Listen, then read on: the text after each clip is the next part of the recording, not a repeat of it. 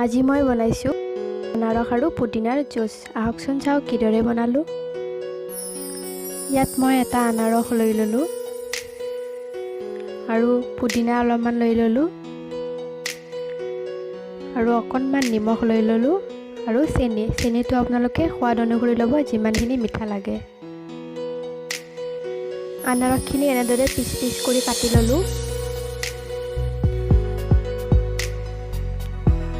এতিয়া মিক্সাৰ জাৰ এটাত প্ৰথমতে মই ইয়াত পুদিনা অলপ দি দিম।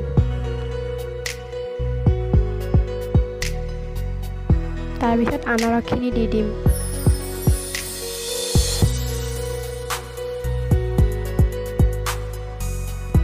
এতিয়া চেনি দি দিলোঁ, তাৰপিছত নিমখখিনি দি দিলোঁ।